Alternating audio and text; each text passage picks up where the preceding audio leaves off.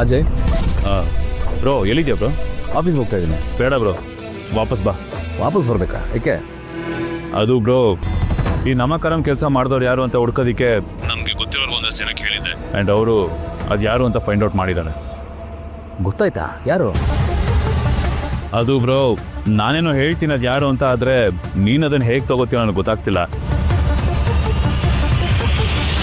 And ನಿನಗೆ ಅದನ್ನು digest ಮಾಡ್ಕೊಳ್ಳೋದಕ್ಕೆ ಸ್ವಲ್ಪ ಕಷ್ಟ ಆಗ್ಬೋದು. ಪರವಾಗಿಲ್ಲ, ಹೇಳು ಜೈ. ಹೇಳೋದಕ್ಕಿಂತ ಫೋಟೋ ಕಳಿಸ್ತೀನಿ ಬ್ರೋ, ನೀನೇ ನೋಡು.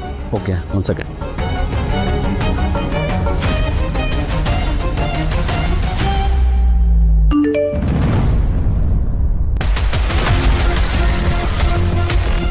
ಏ ಜೈ, ಯಾವುದೋ ಫೇಕ್ ಫೋಟೋ ಅಲ್ಲ ತಾನೆ?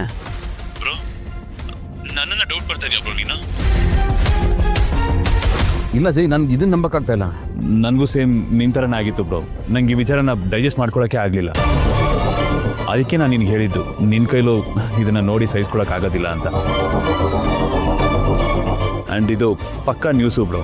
ನಾನು ಎಲ್ಲ ಕಡೆಯಿಂದನೂ ಕ್ರಾಸ್ ವೆರಿಫೈ ಮಾಡಿಸಿದ್ದೀನಿ. She is the culprit. ಯಾರಂತೂ ಯಾಕೆ ಇಷ್ಟೊಂದು ಟೆನ್ಷನ್ ಮಾಡ್ಕೊಂಡಿದ್ಯಾ?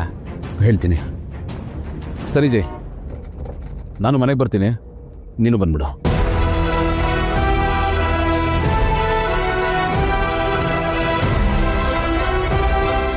ಸುಧಾ, ಹೆಂಗೆ ಬಂದ್ಯೋ ನಿನ್ನ ಹಂಗೆ ಓಡಿಸ್ತೇನೆ. ಏಯ್, ಏನದು?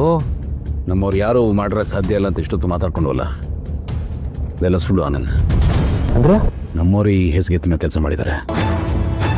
ನಮ್ಗೇನೋ ಪದಕ್ಕೆ ಅರ್ಥ ಇಲ್ಲ ಕಣೋ. ಯಾರೋ ಕೊಡಿಲಿ.